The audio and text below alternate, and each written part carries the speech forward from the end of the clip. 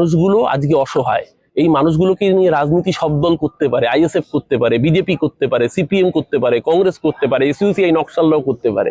তৃণমূল কংগ্রেস রাজনীতির জায়গায় ভোটের দিন লড়াই করে, কিন্তু 365 দিন সেই মানুষগুলোর পাশে থাকে। সেই বার্তা দিতে আজকে দেখুন এই ভাঙড়ে এসছে শওকত মোল্লা, আমরা সবাই এসেছি। সারা রাজ্য জুড়ে এই মানুষগুলো অসহায়, তাদের পরিবারের পাশে দাঁড়ানোর কে আছে? মমতা বন্দ্যোপাধ্যায় আছে, অভিষেক বন্দ্যোপাধ্যায় আছে। এটা মানবিকতার কর্তব্য। তৃণমূল কংগ্রেস এই মানবিক রাজনীতি করে বলেই সেই পরিবারগুলোর পাশে এসছে, আগামী দিনেও থাকে। রাজ্যের অধিকাংশ মানুষ যদি তৃণমূলকে সমর্থন করেন, বিএলওরা তৃণমূলকে সমর্থন করতেই পারেন স্বাভাবিকভাবে। কিন্তু হ্যাঁ, যদি বেনিয়ম ওঠে সেটা দেখবার দায়িত্ব নির্বাচন কমিশন। আর এখন তো বাড়ি বাড়ি গিয়ে ফর্মও বিলি করতে হচ্ছে না, কারণ এখন অনলাইনেও এসআইআর এর ফর্ম ফিল আপ করা যাচ্ছে। তো মানুষ যখন অনলাইনে ফিল আপ করতে পারছে, তাহলে সেখানে এই প্রশ্নই ওঠে না। কোনো একটা জায়গা অনেক সময় কি হয়, বিএলওদের অনেকে বয়স হয়েছে, তারা কেউ স্কুল শিক্ষক, অনেকে ভালো করে হাঁটতেও পারেন না, এরকম বিএলও রয়েছে, তারা 4তলা 5তলা বাড়ি শহরের বুকে উঠতে পারছে না। সেই জায়গায় দাঁড়িয়ে হয়তো নিচে কোনো একটা কমন জায়গায় দাঁড়িয়ে ফর্ম দিয়েছেন, সেটা টেকনিক্যালি অনুচিত, কিন্তু হয়তো তার শারীরিক কারণে হয়তো তিনি দিয়েছেন কিনা সেই বিষয়ে খোঁজ নিতে হবে। আর আজকের দিনে দাঁড়িয়ে কাউকে বাড়িতে গিয়ে ইন্ডিভিজুয়াল জায়গায় প্রয়োজন পড়ে না। আজকে ডিজিটাইজেশনের যুগে মানুষ অনলাইনে ফর্ম সাবমিট করতে পারছে। সুকান্ত মজুমদারের পরিবর্তন যাত্রা শুরু হবে। বালুরঘাটে মাত্র 5000 ভোটে কান ঘেঁষে জিতেছে হাফ প্যান্ট মন্ত্রী। এবার বালুরঘাট লোকসভার অন্তর্গত সবকটা বিধানসভায় বাংলার মানুষ সুকান্তর দলকে পরিবর্তন করে বুঝিয়ে দেবে।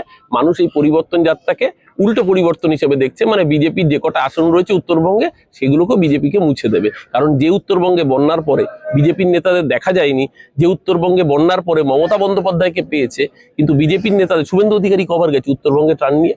বাংলার মানুষ তো প্রশ্ন করছে, যে উত্তরবঙ্গ ঢেলে দিয়েছিল বিজেপিকে, যদি বিজেপি লক্ষ্মীর ভান্ডার করলে, বিজেপি করলে লক্ষ্মীর ভান্ডার না পেত, তাহলে রেখা পাত্র কি করে লক্ষ্মীর ভান্ডার পায়? দিলীপ ঘোষের পরিবার কি করে পায়? সুকান্ত মজুমদারের পরিবার কি করে স্বাস্থ্যসাথী পায়? এটা সিপিএম এর জামানায় হতো। আজকে যখন কন্যাশ্রী পায়, স্কুলে বড়দির কাছে গেলে দিদিমণি স্কুলে কন্যাশ্রী ফর্মটা দেন, কোনো তৃণমূলের নেতার কাছে যেতে হয় না। লক্ষ্মীর ভান্ডার বিডিও অফিসে গিয়ে জমা দেওয়া যায়, দুয়ারে সরকার ক্যাম্পে গিয়ে জমা দেওয়া যায়।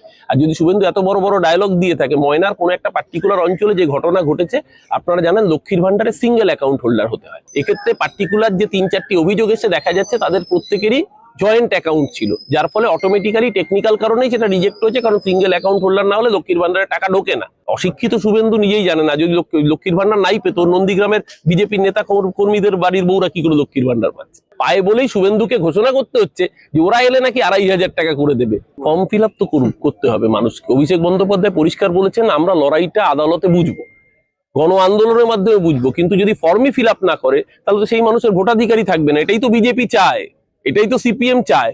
কিন্তু আমরা প্রত্যেক মানুষকে বলছি, এনুমারেশন ফর্ম ফিল আপ করুন।